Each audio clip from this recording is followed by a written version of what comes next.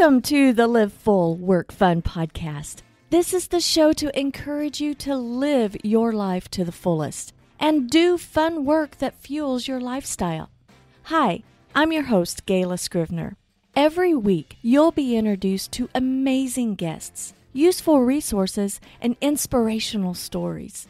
You'll discover opportunities and perspectives to shape your version of living full and working fun.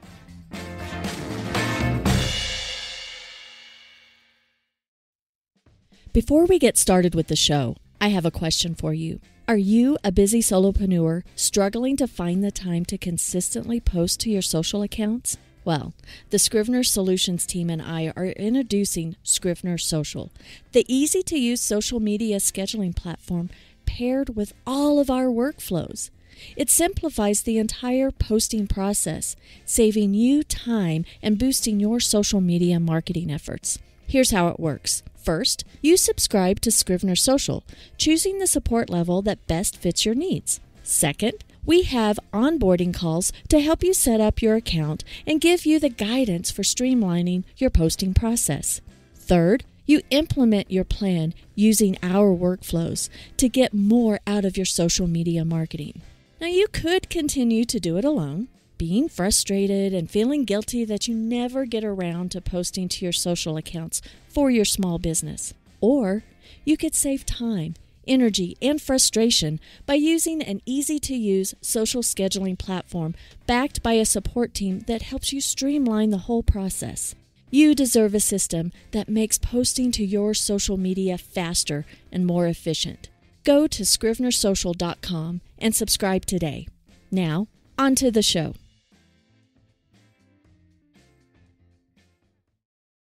Hi there and welcome. This is the show where we explore topics that help you create your lifestyle to live full and work fun. I'm Gayla Scrivener and joining me is Fran Groesbeck. Hi, Fran. Hey, Gayla.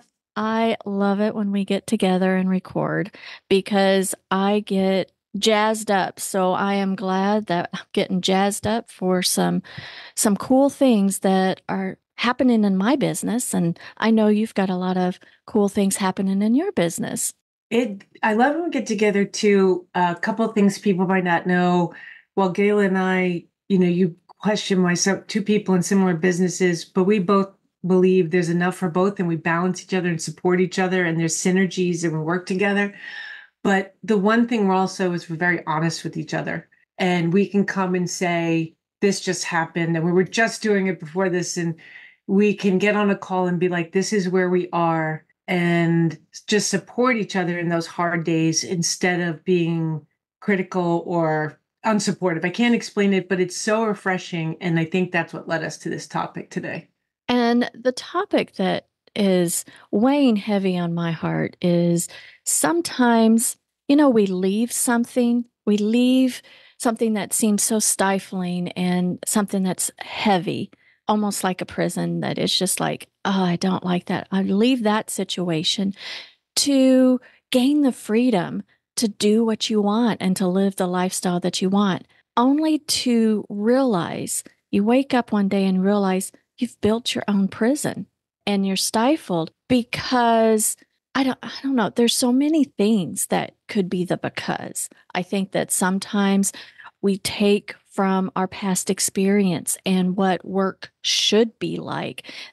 And then we take other influences out there because we're learning how to build a business. And you see all these influences of you need to be making millions of dollars. Here's how you make millions of dollars. Here's how you do more, and more. And where is the time in the day? So you try to do more and more. And maybe hire some people or do some programs, but it just doesn't fit. You're building the walls around you to where you're not living a fulfilled life. And have you found yourself doing that, or is it just me? I know, Gayla, this has been top of my mind the last few months as I go through this changing of my business and looking at just reliving the past. Gayla, as you described that, I can remember a point not too long ago, and it happened several times, probably in that last decade of my career where I felt so trapped, but I worked with amazing people. They were my family. They were my family. And the thought of leaving family was, I couldn't. Then on top of it, I was a mom. I had little kids. I had to do this. I had to do that. Like there was this, you can't do this. But I remember how heavy I felt. I can remember times of tears. I can remember just times of knowing I wasn't doing what I wanted to be doing. And that doesn't mean for everybody starting their own business. This is just happens to be a dream I had since I was a little girl. There, you could still work in a corporate environment and have the life of not live in a prison. But I was living in a self-made prison because of all those shoulds. I should be working. How could I leave this beautiful family that has supported me? I was there for 20 years. I loved these people. I'm still in contact with these people, but and it helped me see they're still my family. I had two kids. I needed to have a steady paycheck. I need and like, all these rules. I don't know where they came from because now I'm living the life that I always dreamed. And all those rules, all those stories I told myself weren't real. And I remember, as you said the word prison, there was a particular day. I remember waking up and thinking, I just don't know how I can keep going. I just don't know how I keep doing the same thing over and over and expecting a different outcome, which we all know is the definition of insanity.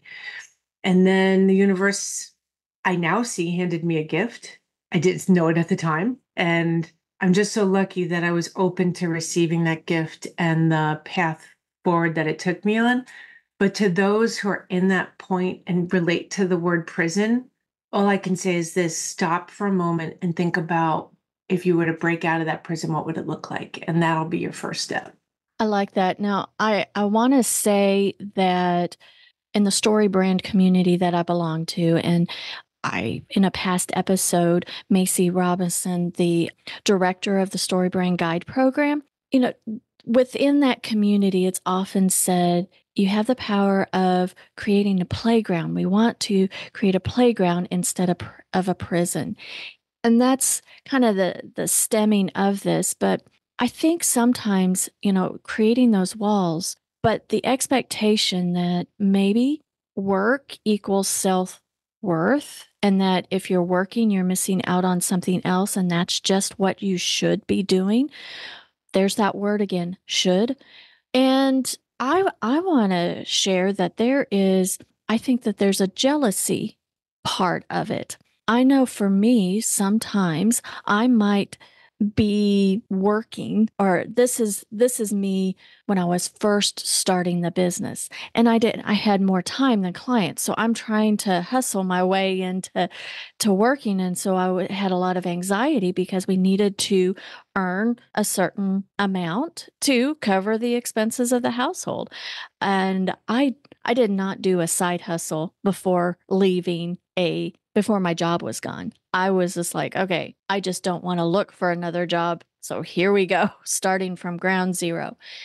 But even in my corporate life, when I was working, 50, 60 hours a week, working so hard for someone else, and then I found myself doing that for my own business, I got jealous because I saw, and this is terrible on a relationship, but if you see somebody doing a non-traditional type of job and you get it into your mind thinking, well, how come they get so much time off?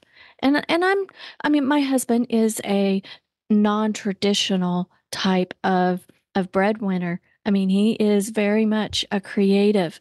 He's a musician, he's an artist. And I have learned so much and I'm blessed from that. But there are times that there's this jealousy. And then it's like, hey, I'm working so hard that because that's the only way to get ahead. And that is no path to be, because you start building those walls around you and those walls of negativity against other people because you're not able to, or you tell yourself you're not able to go out like today. I just told you, hey, after 6 days of clouds, you know, and we had to create our own sunshine. Right before we started recording, the sun has just peeked through. I could be working the rest of the afternoon, but you know what? After we stop our recording, I'm going for a bike ride. I need some sunshine therapy, you know?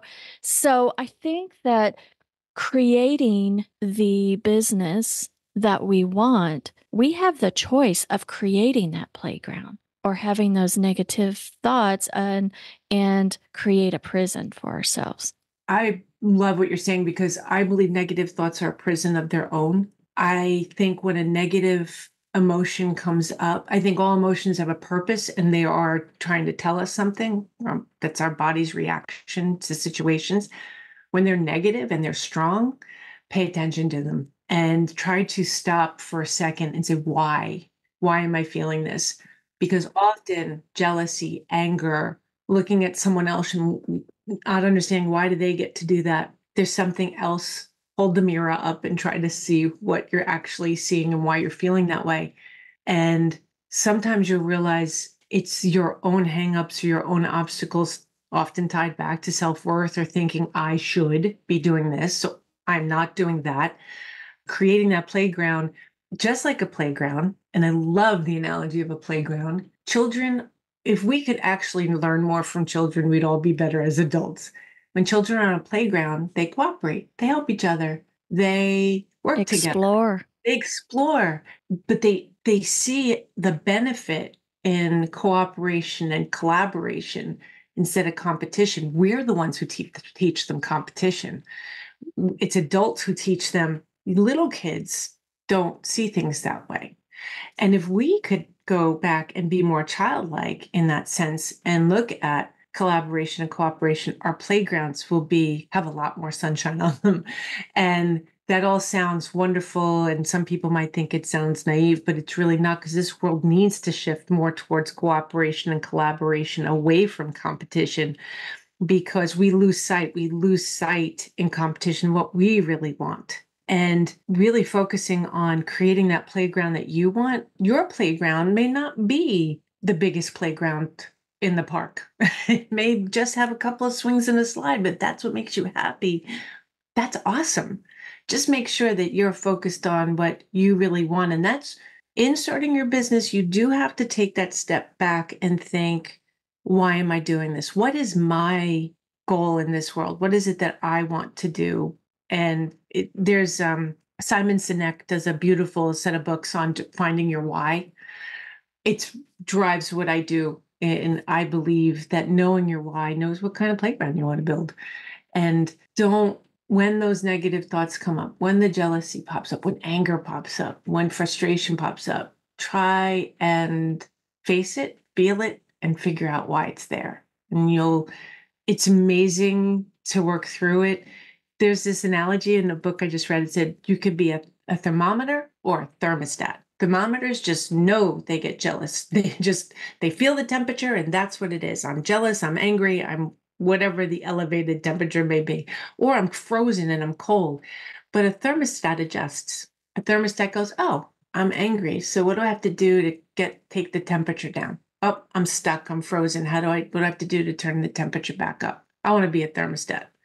So being aware of these emotions and feelings, especially the negative ones, help you break that prison. I love that you mentioned we need to be thinking of our why.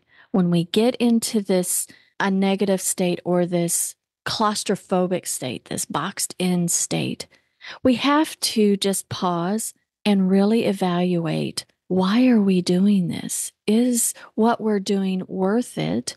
Or are we straying off course of our original why? And that's why we are feeling boxed in like that. Because I know that I have I I have strayed off course. I created my business so that I could be anywhere geographically and still run my business how I want to. I want to be geographically independent. That's why, I say it's a work from anywhere type of lifestyle. And I want that.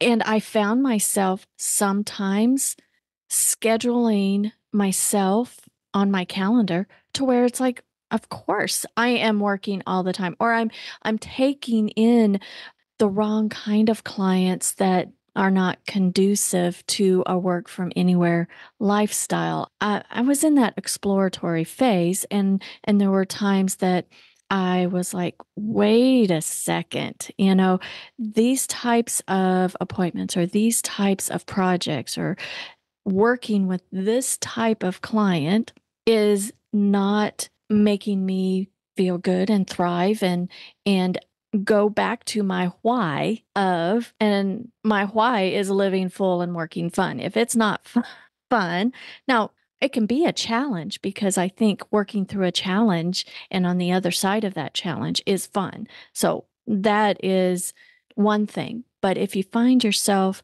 being claustrophobic, I think that going back to your why, but also we have different seasons in our life. So our why may change. So when you look at things, because I know I have a a colleague, well, a good friend of mine that owns a business that he's doesn't want to do it anymore. He wants to do something that's similar, but it's different because what he's doing now is too hard on his body. And he's in this transition.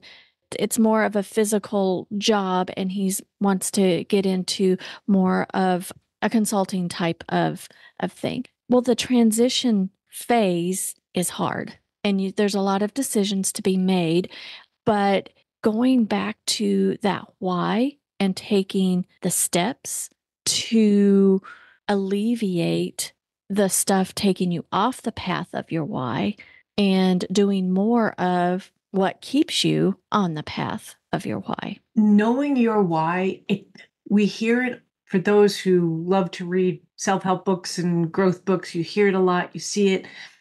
It does not have to be complicated. My why came to me only in my adult life because when I finally stopped to think about it, and it sits above my desk. And my why is I want to help people. It's really simple. Sounds really broad too, but I also know what I had to then do once you know your why is you have to figure out, okay, what are my skills and strengths and what do I enjoy doing? So how could I, and how do you put those two together? I did a lot of soul searching and I realized and it's where the evolution of my company is going now. And we'll talk about name changes, which is part of the evolution.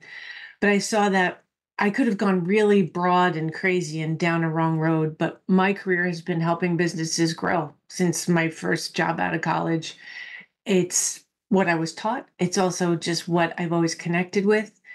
I see the story. I understand information. I love to learn. So the three things together formed this way of helping to grow businesses. I can hear what needs to be done. I can see the story unfold and I know how to tell the story.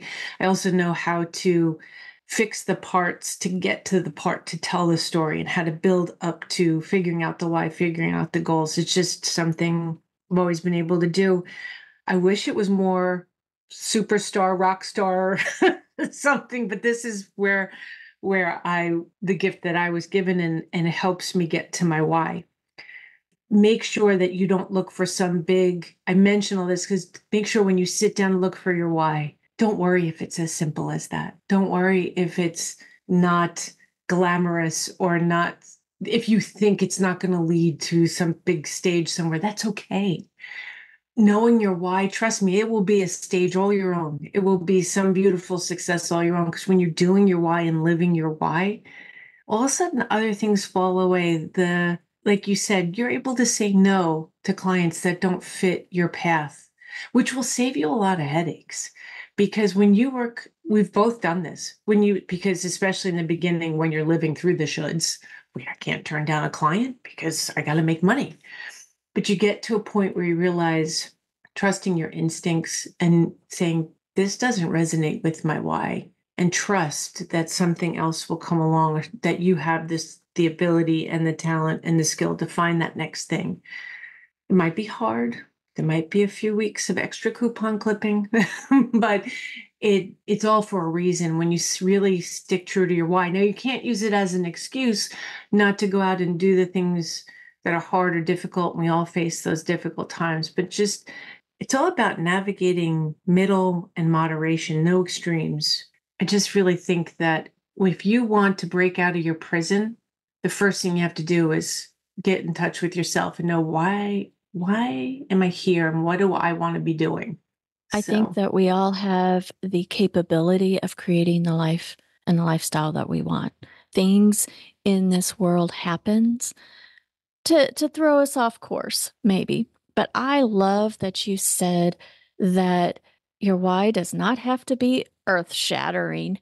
And I've had a hang up on that because when you follow other folks, I mean, we learn from others and it's really great. And there's a lot of hype out there and there are some folks that want to, there's some folks that maybe you want to emulate, but what they did to get where they are, they had some sacrifices. Are you wanting to and willing to do the same sacrifices? And I know that there's not an overnight success, but in our minds, when we see somebody that's an influencer or whatever that we admire and we follow, we learn from, that we have this misshapen idea that their path was a little bit easier, or when they say what their path was, it was really hard. But if we just follow them, we can gloss over the hard part. Our mental stories can just deviate. We're all a little different. But when I see, and over the years of growing the business, and I have followed a lot of folks, learned from a lot of different people, but there's hype out there. And I tend to kind of downplay and kind of really see a realistic view. And there are a lot of great tidbits and information to be learned from so many people. And in fact, people listening, if you're listening to this podcast, I am so grateful because we hope that you can glean some inspiration and some tools to help you through your journey. And I just think that sometimes we build the walls around us, build that thing because we start going on this path that we think we have to make a certain amount of money, make millions of dollars, grow our little team or our solopreneurship or into an agency or a firm or so whatever the big thing is with a big team, multi-million dollar company. But you know what? But if you don't want to, it's okay. Does that mean you're less successful? Does that mean that you're not as ambitious? I don't think so. success is definitely a has to be personally defined. And it's okay if your goal is a dollar figure. It's okay if your goal is more time with your family. It's okay if your goal is just to have a little tiny home and travel around, whatever it may be. Again, knowing yourself and knowing your why and knowing what's important to you. We do some exercises before we ever even get into the numbers and the planning. We go through both personal and professional goals when we work with you. We also start with what your values are, because your values, we talk a lot about, Gayla, I say this all the time. I don't like the saying it's not personal, it's business, because it's all personal in this world.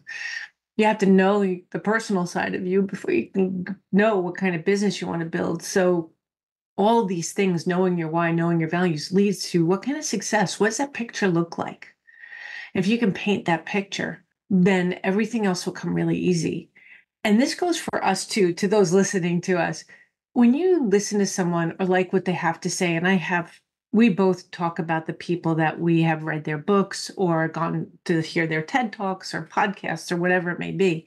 I finally reached a point. I think in the beginning, when I was starting this, I was looking for someone to give me the answer. What's that magic formula? A plus B plus C equals D that will make this all a great success. What I realized, I was looking for answers in the wrong place. All of these people who are so gracious to share their words of wisdom and success, I'm supposed to keep an open mind and learn from them. But then I'm supposed to find, what does that add? What parts am I going to take to add to my equation? And we too often don't trust our own instincts, our own gut, our own feelings inside. We think everybody else is, if they have success that we deem that equates to the level of success in our mind that a person achieves, we think they know more than us. So we have to follow what they say. No, no, they're there. And you're supposed to take what resonates with you and add it to your toolbox. You leave anything that doesn't resonate and you keep adding to your toolbox. And once you can break that barrier of looking at these people as almost above you or more, whatever, because they're more successful, they have more books or whatever it may be, as soon as you can break that and realize they're just like you and they are parents or they're human beings or whatever the label you need to be to realize they're just like you, it brings it down a notch and it makes it realize it's okay that you are where you are. And people think this saying is crazy, but I so believe it now more than ever in this stage of my life. You are exactly where you need to be right now. Wherever you are, you're exactly where you need to be. And one of my favorite people, and we've talked about her in the previous podcast, Dr. Edith Eger, who does The Choice and the Gift. She didn't start her career till her 60s. 60s. She's 90 and still talking. I hope she's still around. I haven't, but it doesn't matter. Age, time, nothing matters. I also admire a young girl who actually built her career on helping people, and she does a lot of journaling and helping people, young people, through learning how to connect with their emotions. She actually started her business when she was 17. Awesome. More power to her. The fact that she found the right message and voice, awesome. But all of these constructs we make about what, again, it keeps coming back to the word should. I think that should be the name of our podcast. Break them all down. And wherever you are is right where you're supposed to be. And then clear the mechanism to just focus on, what do you want it to look like? And if your picture is simple with a book on the couch, coffee in hand, and your family happy, which is my little dream, that's okay. I don't have a dollar figure in my picture. I just want my family. I just want them to be smiling. They've all had, especially my 4 kids, have had hard roads. So if my picture in the future can be all my kids smiling and me and my husband still laughing and doing our silly trips that we do, I'm good. I love that, Fran. And when thinking about, we've talked about our why, we set boundaries for each other, but most people, most of us start a business because we are yearning for freedom. And our definition of freedom can be different. But a lot of times it has to do with having the security. So financial freedom, it has schedule freedom, freedom to do what you want, freedom to do what you love. There's a lot of different things that people would put into the world of freedom. And I know for myself, just being able to let go of some things and really ask, okay, if I built this business to have freedom, what is that freedom? Well, for me, I wanted to have no debt because to me, that was, and starting a business and starting the way I did, I went into debt, and so for having the security of no debt and not being able to say, okay, the client didn't pay, I'm going to freak out, you know, but having the processes in place to where I'm not freaking out about money all the time. And that makes my whole temperament just that much more calm. So that to me is one aspect, but it took a while to get there and things got easier and easier and easier, but that freedom, but another thing is time freedom. And I know that you do this, you do some time mapping exercises, and it's very, very important to prioritize your time. And it's okay. And you put something on your calendar, it's going to shift because life happens. So as soon as you put it onto your calendar, it's an intent to do, but sometimes it has to be rearranged and things like that. But having that time map there then you prioritize what you're actually doing. If your why is that you want to be with your family having tea, everybody with smiles on your face, do you have anything on your calendar to have that opportunity, right? Are you scheduling special times, or are you overshadowing work and not going to special family events?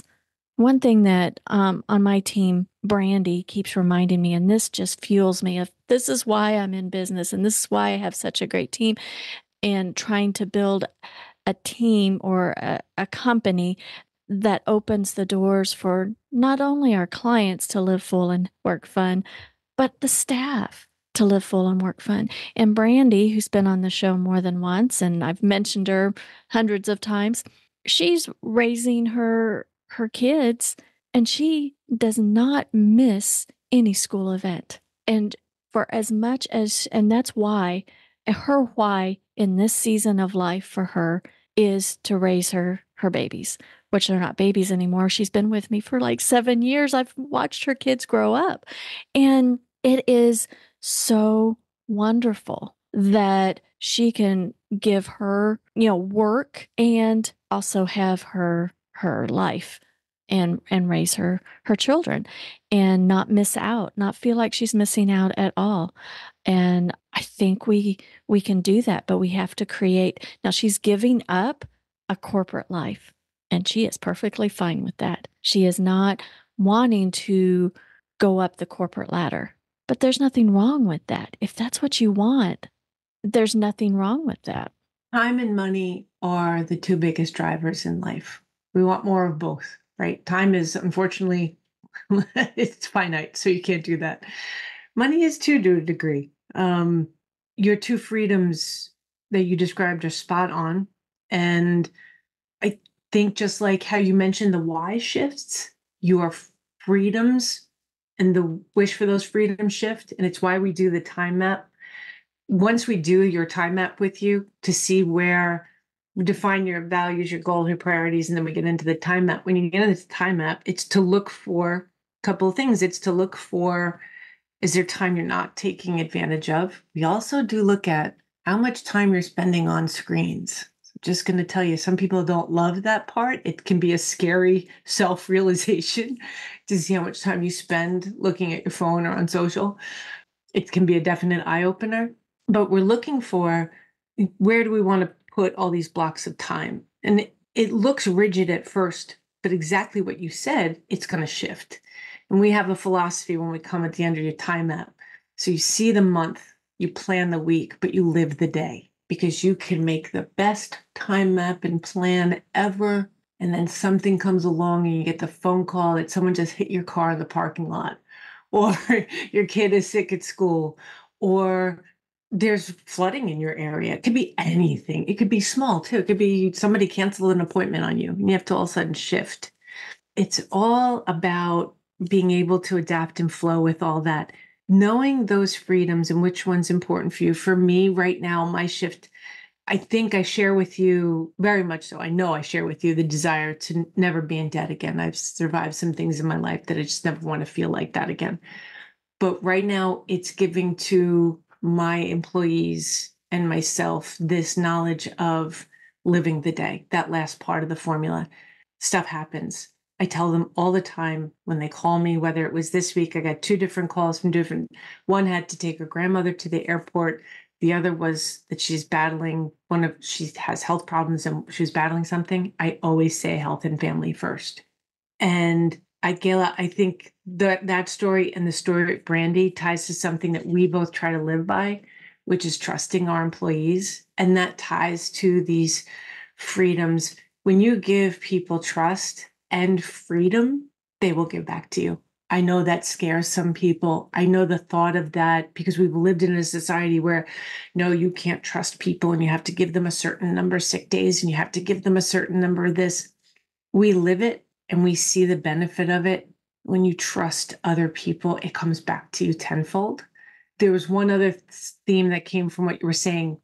We have to, if we know these two freedoms exist, the freedom from financial problems, whatever that may look like for a person, and freedom to live our days the way we want to. We have to give that to the people around us too. We can't say we want to live full and work fun, but not give that to the people around us. When you live, I just saw our two concepts come together: live full, work fun, and everything is personal. If you live and work the way you believe personally you want to live, and you give that to the people you work with, there will never be another prison. If we all operated that way, there would be no more mental prisons in this world. And we would see people rise and shine. And I'm not just saying this from my own experience with my business and seeing you do it in yours, but I watched a man build a business from his garage and turn it into a 250 million plus worldwide global business from trusting his employees. Love you, Dave. And, Well, amen. yeah. Oh my gosh, Fran. I mean, it's all within us to create a lifestyle that we love. Create that and working and instilling helping other people. And that's what work is. You're helping other people to grow and prosper as well. That makes you grow and prosper. And being intentional, knowing your why, and knowing that it's okay if your why changes and you alter your path, because there are seasons in our lives and things will change and it is okay. And we don't have to be just like anybody else. We just need to be us and be comfortable with what we have and just strive to live the most fulfilled life that we can. Learn from others, take from others some experiences so that our journey's not nearly as hard, and we come together and work together. I think that it's just uh, fantastic. But if you find yourself building those walls and stifled by your business, I think the number one thing to think about is step back, know your why, set your boundaries, and make adjustments. And you will overcome that. So well said. We go by the big program we're working on is called Adapt and Flow. If I can, I will. If I can't, I'll adapt. What you just said, a big part of that, you touched on knowing who you are and being okay with who you are. If we could break one other word in this world, it would be normal. There's no normal. There's average. There's median. There's mean. There's, mean when I say that it's a mathematical term, not like mean girls. Mm-hmm. But there's the mean and the median and the average. But every single person, because we don't always let everyone know every side of us, because what the societal labels and conditions have taught us. But if you can just look inside and be okay with who you are and just love every part of you, an ounce of you, as crazy and kooky as you may be, that will also help break out of the prison, because the first part of it is to be okay with every part of you, which will come out in your business. I will tell you a story. Some people obviously can tell by my accent. I am from the Northeast. Yes, I was born in New York. My accent was way worse. One time, shout out to the people in Staten Island. Um, I was approached by a professor in college, and she came to me and she said, "You're going to be brilliant. You have great grades. You're on a great track. She goes, you need to get rid of your accent because people are going to think you're dumb." And I did it. I went to speech classes, and I will tell you and it only stopped, I'd say, when I started this business, only about 5 years ago, I stopped hiding my accent. It's less now because I spent so many years. And if you cut me off on the road, you'll hear it come out full force. But I am no longer ashamed of my New York accent or going to try to hide it. This is me. That's where I grew up. I'm not going to hide anything about the music I like or anything about me even in my business, if a client can't take me for who I am, then we're not meant to be together. And I'll find the ones who Amen. do. Amen. I love that you said, we shouldn't expect to be normal. Don't I it I had a long time ago, way back. I'll link to it in the show notes, but I had a podcast called Why Be Normal, because my brother in high school, way back in the 80s, he had this purple pin that said, "Why be normal?" And I'm gonna have to have Brandy get some designs out and put it on the Live Full Work Fun store, because that has been burned in my brain since high school, and I don't know where that pin went. I know that my brother had it, my sister-in-law probably still has it, but why be normal, right?